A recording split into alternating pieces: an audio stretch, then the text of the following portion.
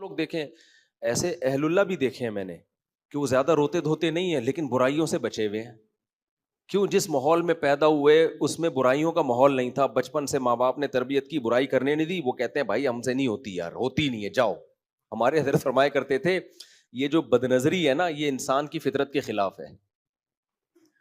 جب انسان صحیح ماحول میں بڑا ہوتا ہے نا تو اس کو غیر محرم عورت کو دیکھنا اس کے ضمیر پسند نہیں کرتا, اس کو اپنے اندر سے بو آتی ہے, اسمیل آتی ہے. فرمایا کہ لوگ کیا کرتے ہیں, اللہ نے اسپرنگ لگائے ہوئے ہیں کچھ کہ جب نظر پڑتی ہے خود جھک جاتی ہے, تو لوگ آنکھیں پھاڑ پھاڑ کے دیکھ کے نا وہ اسپرنگ ڈھیلے کر دیتے ہیں, پھر دیکھنے کی لت پڑ جاتی ہے. پھر جس دن کوئی گزر رہی ہو نہ دیکھیں تو ڈپریشن میں جا رہے ہیں کہ پتہ نہیں کیا بہت بڑا کوئی علم تھا جو ان سے جس سے محروم رہ گئی. یہ ٹھڑک ہوتی ہے کہ یار دیکھیں تو, حالانکہ کچھ بھی نہیں ہوگا, تو دیکھے گا کچھ بھی نہیں ہے. موبائل میں کتنی تصویریں بھری ہوئی ہیں, گوگل پہ کتنی, تو جو جس قسم کا ڈیزائن دیکھنا چاہے دیکھ سکتا ہے نا. کتنے آج کل گناہ کے راستے, پھر بھی جو کوئی گزر رہی ہوگی نا آنٹی, جب تک ایک دفعہ دیکھ نہ لے اس کو چین نہیں آتا. کیا کر لیا بھائی تو نے اس کو دیکھ کے, کیا مل گیا تجھے؟ وجہ کیا ہے؟ دیکھ دیکھ کے عادت کس کی پڑ گئی ہے؟ دیکھنے کی. تو اس کا علاج کیا ہے بھائی؟ جو کام کرتے رہنے سے کرنے کی عادت ہوتی ہے, چھوڑتے رہنے سے چھوڑنے کی. بالکل وہی فارمولا ہے, جس وجہ سے لت پڑی ہے وہی چھوڑتا رہے گا تو شروع میں تکلیف ہوگی, اس کے بعد چھوڑنے کی عادت. پھر کوئی گزرے گی تو تیری نظر ہی نہیں اٹھے گی. جو آنکھیں پھاڑ پھاڑ کے دیکھ رہے ہوں گے تجھے ان پہ تعجب ہوگا, بھائی کیسے پاگل لوگ ہیں یار ٹھرکی, تجھے ان پہ تعجب ہوگا. سمجھ رہے ہو کہ نہیں سمجھ رہے ہو؟ دیکھو سچ بولتے رہنے سے سچ کی عادت پڑتی ہے, جھوٹ بولتے رہنے سے جھوٹ کی. پھر جب ایک دفعہ جھوٹ کی عادت پڑ جائے نا اس آدمی کے لیے, گالیاں دینے سے گالیوں کی عادت پڑتی ہے, اللہ بچائے. جب نہیں ہو تو پھر نکلتی نہیں ہے منہ سے, پڑ جائے تو پھر گالی روکنا بڑا مشکل ہوتا ہے. تو کسی بھی طرح سے اپنے آپ کو بھائی نیکی کا عادی بناؤ. تبھی دیکھو ہم کہتے ہیں نا اپنے بچوں کو غیر مسلم ممالک میں مت بھیجو. چھوٹے غیر مسلم کنٹریز میں مسئلہ کیا ہو رہا ہے, یہاں مسلم ممالک میں ہوتا یہ ہے کہ بچہ کبھی کفر کی بات سنتا ہی نہیں ہے, چاروں طرف وہ دیکھ رہا ہے اللہ رسول کی بات. چاہے مسلمان گناہگار بھی ہو, اسلام کے خلاف کوئی بات نہیں کرے گا. کوئی اس کے نماز پڑھتا دیکھ کر تعجب کا اظہار نہیں کرے گا. بچہ اسی ماحول میں یوز ٹو ہو جاتا ہے. اس نے نبی کے خلاف کبھی بات نہیں سنی ہوتی, اس نے اللہ کے خلاف کبھی بات نہیں سنی ہوتی. وہ اس نیکی کا عادی ہو جاتا ہے. وہ کہتا ہے بھائی سب کچھ چھوڑ سکتا ہوں, ایمان نہیں. لیکن غیر مسلم ممالک میں ہم تو اپنی آنکھوں سے دیکھ کر آئے ہیں. جو بچے اسلامی اسکولوں میں نہیں پڑھتے ان کی بات کر رہا ہوں, جو وہاں بھی جاپان اور امریکہ اور ان میں جو اسلامی اسکولوں میں, وہ تو پھر بھی ٹھیک ہے. اسلامی اسکولوں میں نہیں پڑھ رہے نا, وہ تو بیسیوں قسم کے لوگوں سے ان کا صبح شام واسطہ پڑ رہا ہے. ایک آدمی نے مجھے بتایا میں ملحد ہو گیا تھا, اسلام چھوڑ دیا تھا میں نے کہا کیوں بھائی؟ کہہ رہا ہے میں چائنا میں رہتا تھا, میں نے نماز ایک دن پڑھ رہا تھا, ایک چائنیز آیا اور کہا یہ تم کیا کر رہے ہو؟ میں نے کہا نماز پڑھ رہا ہوں میں. کہہ رہا ہم ہمیشہ پاکستان میں پڑھتے تھے تو لوگ دم کرواتے تھے آ کے, یار نمازی ہے چلو یار. کہہ رہا وہ چائنا والا, کہہ رہے کیوں کیا کر رہے ہو؟ میں نے کہا بھائی اللہ کی عبادت. اس نے کہا اللہ کیا ہوتا ہے؟ میں نے کہا اللہ جس نے پیدا کیا. کہتے ہیں اس کی کیا دلیل ہے تمہیں اللہ نے پیدا کیا ہے؟ کہہ رہے میں نے کہا بھائی اور کس نے پیدا کیا؟ کہہ رہے خود بخود ہوا ہے یہ سب کچھ. اب کہتے ہیں ہم نے کبھی یہاں تو سنا نہیں تھا یہ سب باتیں. تو اتنے لوگوں نے اس قسم کی باتیں کی, کہہ رہے میرے دل میں وسوسے آنا شروع ہو گئے. پھر وہ ڈاروین کی تھیوری, یہ ایک سیل بنا تھا, پھر ٹوپی ڈرامے جو یہ گھماتے ہیں یہ لوگ فضول بکواس, کہ وہ جب پوچھو نا بندر سے ایک دم سے انسان کیسے بن گیا, بیچ کی نسلیں کہاں غائب ہو گئیں؟ ابے وہی بات ہے نا, ایوالو ہوئے ہیں تو آہستہ آہستہ ہوئے ہوں گے نا. کچھ انسان بن چکے ہوں گے, کچھ ابھی بننے والے ہوں گے, یا سارے اکٹھے ہی ایک دم انسان بن گئے؟ تو بیچ کی نسلیں مارکیٹ سے شارٹ کیسے ہو گئی, اس کا ان کمبختوں کے پاس کوئی جواب نہیں ہے. کہتے ہوئے ایک بڑا ڈیزاسٹر ہوا ہے, کوئی حادثہ ہوا ہے کہ بیچ کی ہزاروں نسلیں ایک دم سے دھماکے سے کچھ ہو گئی. کوئی جواب نہیں ہے ان کمبختوں کے پاس. تو پھر نر مادہ کیسے بن گئے ایوالو ہو کے؟ میاں بیوی کا ملاپ ہوتا ہے, مرد عورت کا ملاپ ہوتا ہے. ملاپ اولاد پیدا کرنے کے لیے تھوڑی ہو رہا ہوتا ہے, وہ تو اپنی خواہش پوری کر رہے ہیں, نتیجے میں اولاد. یہ اتنا زبردست اتفاق بھی ایوالو ہو کے ہو گیا. تو کوئی جواب نہیں ہے کمبختوں کے پاس. ایک نے ایسی کمبختی کی ہے, اللہ کے وجود کی ایک بہت بڑی دلیل پتہ ہے کیا ہے؟ کہ ہر جانور میں ایک الگ ڈیفنس سسٹم اللہ نے لگایا ہوا ہے. یہ بڑی دلیل ہے کہ فطرت نے اتنی ذہین کیسی تھی کہ کچھ مینڈک ہیں جن کے رنگ ہرے ہوتے ہیں کیونکہ وہ ہرے پتوں میں ہوتے ہیں, اس سے ان کا دشمن ان کو پہچان نہیں پاتا. کچھ میں اللہ نے زہر رکھا ہے, یعنی جتنا سست جانور ہوگا اتنا ڈیفنس کا نظام اس کا اتنا اچھا ہوگا, کیونکہ سست ہے اس کو تو سب کھائیں گے. اب دیکھو کچھوا سست ترین جانور ہے, دنیا کا سست ترین جانور کون سا ہے؟ کچھوا ہے, بھاگ ہی نہیں سکتا. واکنگ پہ نکلے گا نا تو آدمی کہتا ہے تو اپنی جگہ کھے, میں خود کام نمٹا کے آ جاتا ہوں, تو مجھے بتا تو نے کیا لینے جانا ہے دکان سے. ایسے سست چلتا ہے اور کمزور بھی ہے. تو اس کو تو ساری دنیا کھا جاتی, سارے جانور کھا جاتے, لیکن اللہ نے اس کو اتنی اوپر اس کی پلیٹ رکھ دی ہے, اتنا مضبوط خول بنا دیا ہے کہ آپ کوئی بھی شیر جائے اس کو کھانے کے لیے, لومڑی جائے, کتا جائے, اب بھاگ تو سکتا نہیں ہے وہ. تو کچھوا کیا کرتا ہے, اپنے آپ کو اس پلیٹ کے اندر چھپا لیتا ہے اور پلیٹ کو نیچے چپکا دیتا ہے. کتا بیٹھا ہوا انتظار میں, اب اس کے اوپر بیٹھ جائے پلیٹ کے اوپر, اس کو نوچے, اس کی جو ڈھال ہے اس پہ کوئی اثر بولو نہیں, اس پہ پنجے مارو, ہتھوڑے مارو, وہ انجوائے کرتا ہے, آرام سے بیٹھا ہوا. بولے جو کتا بیٹھا بیٹھا نا, کتا کہے گا کتا میں ہوں, حرکتیں تیری کتے جیسی ہیں. کیا کتا پن لگایا ہوا تو نے. اب کتا بیٹھا رہے گا, شیر بیٹھا رہے گا, کتنا ٹائم ہے. اچھا اس میں ڈر یہ ہوتا ہے کہ بھائی کچھوا اندر بیٹھ گیا نا, اب ہو سکتا ہے کچھوے کو تو 20 کام ہوں گے یار, اب کب تک بیٹھا رہے گا. شیر اگر بھوکا ہے وہ تو بیٹھا رہے گا نا باہر, تو اب کچھوا بھی تو بور ہو کے نکلے گا نا ایک دن. بھائی آپ قلعے کا محاصرہ کر لیتے ہیں فوجی لوگ, تو ایک وقت آتا ہے وہ اندر جو لوگ ہیں تنگ آ کے بولتے ہیں اب گرفتاری دے دو یار, ہم ساری زندگی یہیں تھوڑی گزاریں گے. ہر ایک کی ایک ایج ہوتی ہے نا, 10 سال تھوڑی قلعے میں محصور ہو کے رہیں گے. تو کچھوے کو اللہ نے عمر اتنی لمبی دے دی ہے. میں نے تنزانیہ میں 300 سال پرانے کچھوے دیکھے ہیں, جس پہ یونائٹڈ نیشن نے ان کی عمریں لکھی ہوئی ہیں کہ 300 سال پرانا.